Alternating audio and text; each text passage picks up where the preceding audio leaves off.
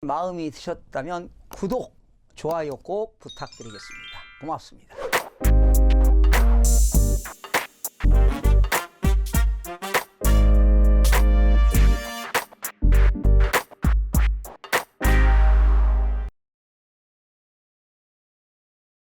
시청자 여러분 안녕하십니까? 반갑습니다. 김동수입니다. 오늘 이 시간에는요, 집을 빌려 쓰는 임차인이 확정일자를 받았는데요, 그 확정일자를 받는 날 집주인, 임대인이 금융기관에서 근저당권을 설정 등기를 했다면 과연 어떤 일이 벌어질까?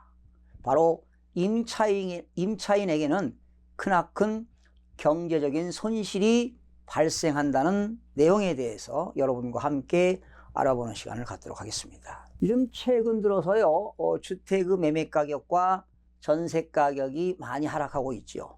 특히 서울 지역은 2월 3주째 매매 가격은 15주째 하락하고 있고, 전세 가격은 17주째 가격이 하락하고 있습니다.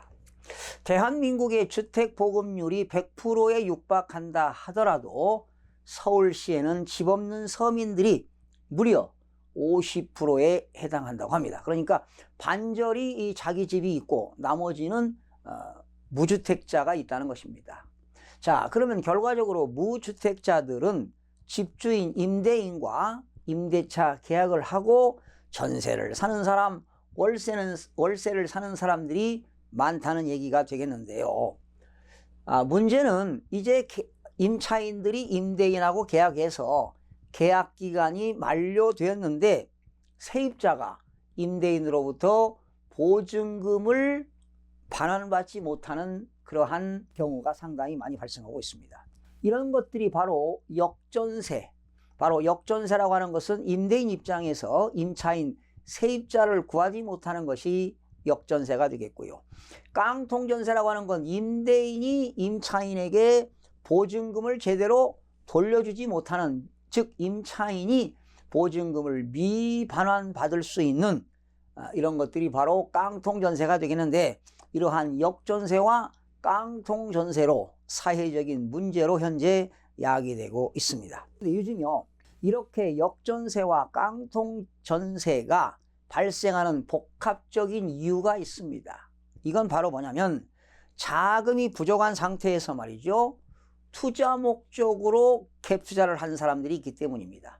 그러니까 갭 투자를 하는 사람은 자기 자본 적게 들여서 보증금, 임차인들의 전세 보증금을 안고 매수하거나 아니면 많은 대출을 받아서 집을 투자하는 이런 갭 투자들 때문에 현재 문제가 되고 있는데요.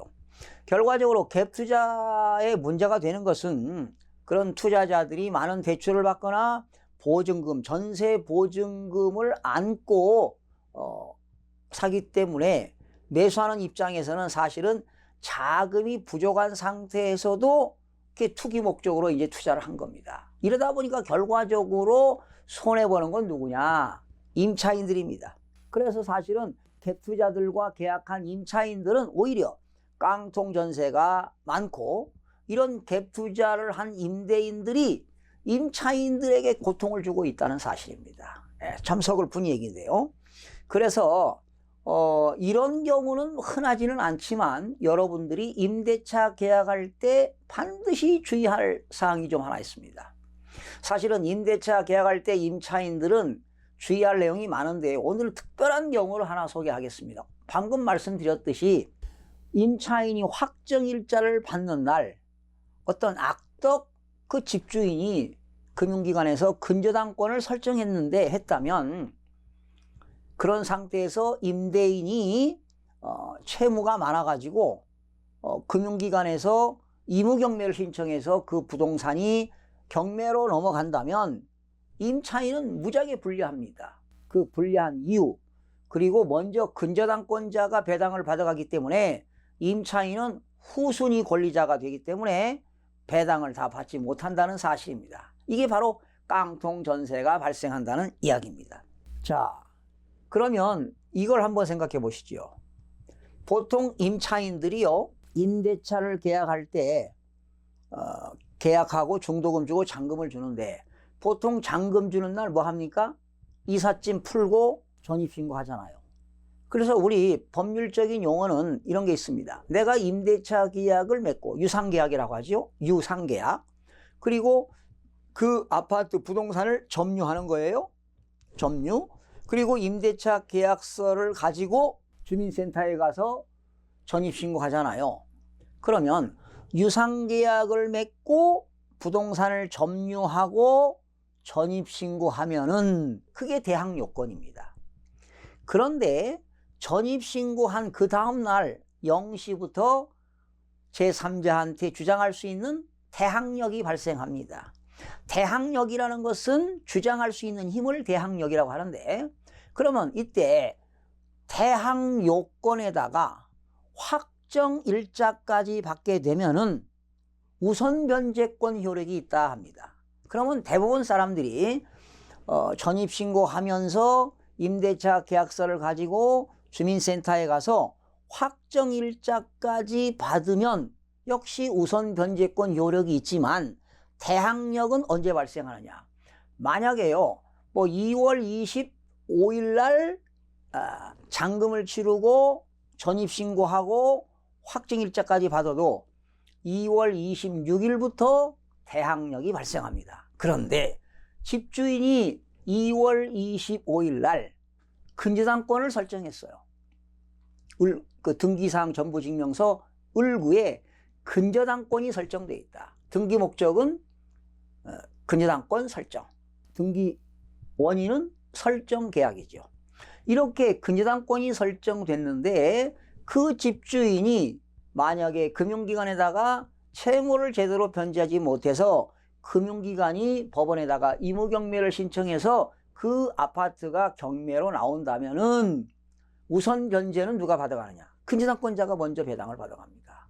그리고 후순위 권리자 임차인이 배당을 받는데, 만약에 집주인이 근저당권 설정 금액이 많아서 변제하고도 남는 금액이 부족하게 되면은 임차인은 보증금을 다 회수가 불가능합니다. 바로 이것이 깡통 전세 아니겠습니까? 그래서 여러분들이 임대차 계약을 할 때 우리가 이제 보통 공인중개사, 개업공인중개사가 중개 업무를 하니까 계약을 당시에도 등기사항 전부증명서를 보니까 집주인이 을구에 빌려온 돈이 전혀 없어요. 안심하고 계약을 했습니다. 그리고 당연히 중도금 지급할 때도 등기사항 전부증명서를 공인중개사가 열람을 해서 확인을 해줍니다.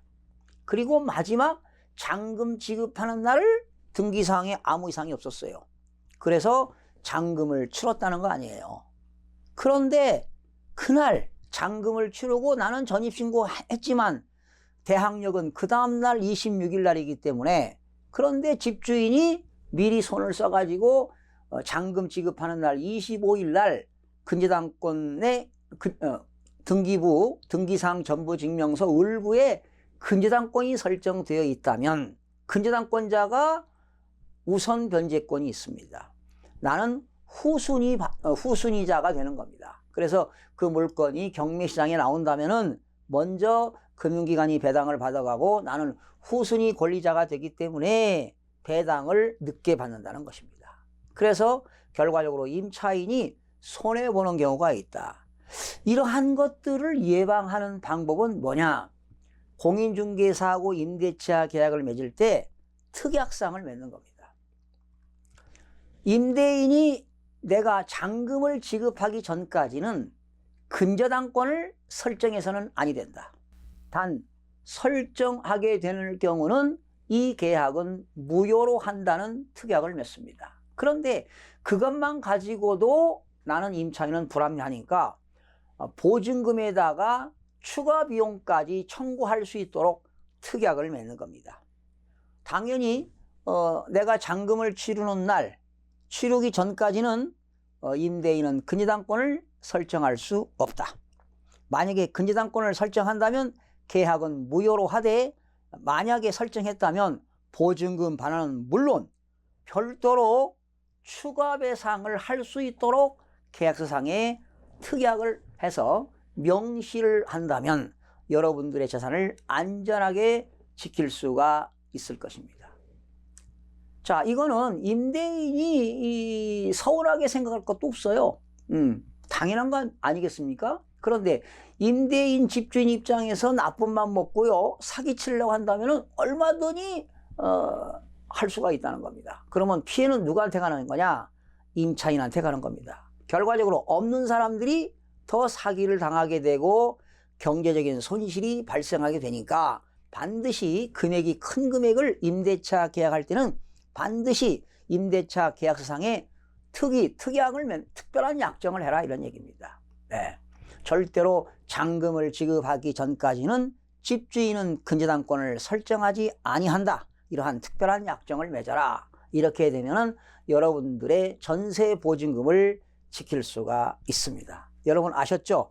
이거는요, 주택임대차 보호법에 이제 나오는 내용이지만 또 일부 판례에 관련된 내용이기 때문에 일반인들이 잘 모르는 경우가 많습니다. 다시 한번 정리합니다. 임차인이 임대차 계약을 맺고 유상계약을 체결하고 점유를 하고 전입신고하는 날 설령 확정일자까지 받았다 하더라도 2월 25일 날, 그런데 나는 대항력은 2월 26일 날 0시에 대항력이 발생합니다. 그런데 집주인이 2월 25일 날 등기부에 근저당권을 설정하고 돈을 빌려왔다면 임차인은 후순위 권리자가 돼가지고 그 아파트가 경매시장으로 나온다면 먼저 근저당권자가 배당을 받아가고 임차인은 후순위 권리자가 되기 때문에 보증금을 다 회수할 수가 없는 깡통 전세가 발생할 수도 있다는 겁니다. 크나큰 경제적인 손실이 있기 때문에 여러분들이 임대차 계약을 할 때도 개업공인중개사하고 계약을 맺긴 하지만 여러분들이 재산을 보호받기 위해서는 여러분들이 철두철미하게 내용을 확인할 필요가 있다. 그리고요, 반드시 임대차 계약을 할 때는 임대인이, 즉 소유자인가, 소유자의 신분증도 확인하고, 이거는 뭐 개업공인중개사가 해줄 것입니다만은 그래도 임차인 입장에서는 재산을 지키기 위해서는 철두철미하게 여러분들이 확인 점검하고 계약을 하고, 잔금을 지급할 때도 반드시 등기부를 반드시 확인하고, 또 금액이 클 때는 이런 전세보증금을 지키기 위해서는 임대차 계약서에 특약을 맺는 것이 좋다. 여러분들의 재산을 지킬 수 있다. 이런 내용으로 여러분과 함께 봤습니다.